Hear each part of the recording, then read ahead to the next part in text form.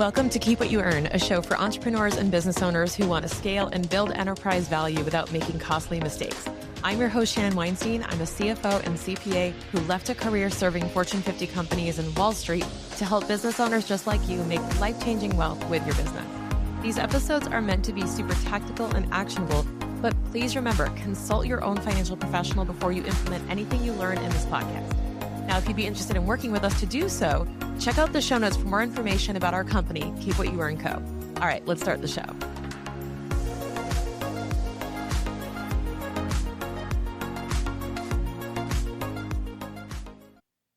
A very common misconception that I run into is that when we start working with clients, that they think the first line of defense that we're going to go after is looking at their P&L and looking at where we can cut costs. And that is part of the overall strategy we have as a CFO. But the major piece of this is that they zero in on the key, little expenses that are hitting their P&L. So people think that financial management means going into the P&L and zooming in and trying to figure out, hey, like which subscription should we cancel? Which, little extras should we not do? It's really like looking at your business as your budget, as your personal budget is, and saying, oh, I'm going to stop getting my Starbucks in the morning. I'm going to stop getting extra guacamole. I'm going to stop, supersizing, whatever that looks like. I'm going to stop saying yes to little things. And the problem is that when you hyper focus on the micro decisions too much, you actually miss the macro. And at the end of the day, and it sounds so funny for an accountant to say this, right? But like certain expenses, like we just go, yeah, but you know what? It's not really needle moving. It's not really needle moving. Like if you spend your time going through the minutia, you're going to walk out having spent a few hours and saved $100. And if you do that and you're thinking, oh, well, I saved $100. Yes. But if you had taken that time, and this is a big thing that I advocate for, that we have to look at time as the precious resource and say, if I said, this got your focus and attention for several hours and you walked away saving a couple $100, I think that you could have made a couple $1,000 instead of this, or at least done something that would have generated more opportunity, more revenue with that time. And we love to use this phrase of like, get away from the decimal point. And even as CFOs, we're looking at getting away from the decimal point in your business and in our work that we do, and even in my business. Getting away from the $10 decisions, getting away from the $100 decisions, and moving more into the 5-figure decisions that are happening that are going to impact your business greatly, whether you know it or you don't. Things like, for example, I'll throw an example out there. As opposed to going through and looking at your P&L every month and simply fixating on where I can save $100 here, $100 there.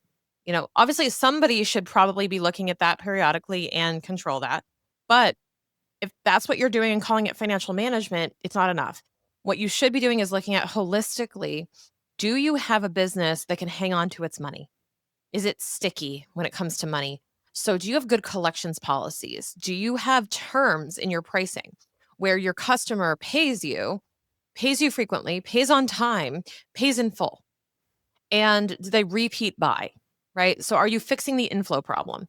Then looking at the outflow problem, to figuring out, hey, are people working overtime? Am I overly paying wages and labor cost? Is there some efficiency we can build to save time? If you instead focus on some of the things that will have a lasting impact, like saving an hour on an employee's timesheet per week, or saving something else like that, that will far outweigh the cancellation of a single subscription of software. So people look at the P&L at face value, and what they end up doing is trying to cut the literal cost they see without understanding what's driving it, without understanding that, hey, the labor costs and the gross margin seem fine. Like they're fine for my industry. They're fine for this. That's not a problem. And I go, yeah, but it may not be a problem, but maybe we're missing an opportunity to make it even better. Maybe you could be outperforming, but you're underperforming. And we should be looking at what drives that, what influences that, and where can we cut costs that really matter and that repeat themselves. And, we just overly focus too much as business owners on the things that are easy to control. And this is where I actually coach my team. One of our core values is prioritize impact. And what that means as subtext is doing the activities that yield the greatest result, independent of the effort. So when we look at our schedules for the week, what our team does is we look at the schedule and say, what are the things that I could be doing today, tomorrow, the next day? They're going to have the greatest impact to our business, our clients overall. That if I were to do these things and these things alone, I would move the needle faster or more than if I had done other things. And the reason why we need that discipline is because it is way too easy to go after the micro activities to get that dopamine hit of checking off the checkbox on the list and saying, I did that. But I'm going, yeah, you did. You sent an email and you asked a question. Great. But, you know, if we could have spent, instead of an hour writing an email, if we could have spent an hour making phone calls to these people, could we have accomplished more? And that's really what it comes down to is looking at impact. If you're going to spend your time on your financial statements, 1 hour a month, 2 hours a month, whatever that looks like for you, I would recommend at least an hour a month of sitting down and understanding your numbers. I personally, in my business, look at my stuff maybe a half hour a week because I look at our cash flow forecast every week and I plan it out. And then I also look at it, I would say an hour on top of that every month to consume the financial statements, look at budget to actual, and strategize a little bit and understand the metrics. So if you're thinking of it that way, about like 3 hours a month, if you have that much time to dedicate to consuming your financial information, maybe even a little bit more because I probably do it quickly because I'm an accountant. If you have 3 to 4 hours, let's say, okay, what would be the most impactful way to spend that time? Where would you want to focus? Where are the constraints in your business that you would focus on? And can we solve bigger picture problems in that time rather than hyper focusing on minutia? And that is really what's going to get you to that next level is being able to zoom out of your P&L, zoom out of the simple, scorecard metrics that you have. By all means, measure and track and do all of that for these things. But at the end of the day, when it comes to turning this into decision making, turning this into problem solving, what you need to do is understand the biggest influences to your numbers and really be focused on, hey, what can I be doing? What could I be driving? What could I be changing that will have the greatest impact on my financials today, this week, this month, this quarter? And that is where your KPI should be derived from. But that is where you should be looking at what are the decisions I should be making? How should I be allocating my resources, my time, my employees' time, money, and so on to make sure I'm hitting my goals? And you really have to be, as the owner of your business, treating macro problems. You have to be focused on being the manager of your practice, the owner that sits atop all of it, and understand that you should be thinking about how to drive the overall business forward, not just the day-to-day problems, not just the day-to-day spend, not just every little credit card expense and how it got allocated. And this is why fundamentally, I don't believe that you should be doing your own bookkeeping. Because I think when you remove yourself from doing your own bookkeeping, you then can think about these bigger picture things and be in the consumption state instead of the contribution. So when you're going through the books, you're contributing data, you're updating the data, you're going day by day, you know, transaction by transaction, you're updating stuff, but you're going to be so caught up in the details and you're going to know what's in all of these numbers that it's going to be really, really freaking hard to zoom out and to actually make good decisions based on it.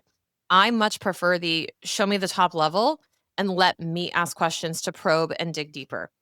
And I love that relationship I have with my bookkeeper. I don't even do my own books because it keeps me in that kind of CEO mindset. It keeps me in that place where I can consume all this information, ask questions, and feel like, okay, somebody's keeping an eye on the details and I know what I need to know. I gather what I need to make decisions.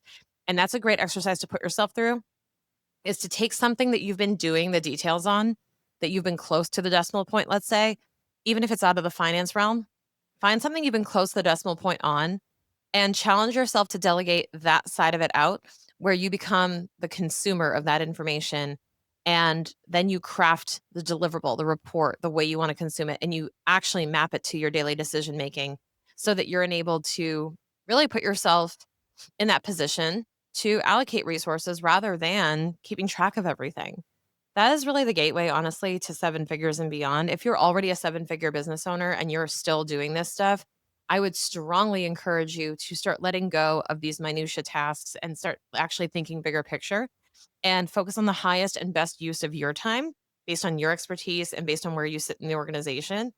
Especially as you grow a team, you really need to develop that leadership tone and be honestly consuming more and contributing less because you're going to have so many different contributors that are sending you information that you're going to have to process and you're going to have to turn into decisions. So the more we can get you out of that role, the better. As you think about growing and scaling your business, it's important to focus on how your operating costs align with your profit and personal goals. Are you allocating your resources wisely? Are your expenses supporting growth or are they holding you back? Building a sustainable and profitable business takes intentional budgeting and regular assessments of where your money's actually going. Now, with a power session, you can get personalized strategies to help your businesses thrive. Check out the show notes for more information on power sessions and how we can work with you to create the profit plan your business needs for a successful 2025.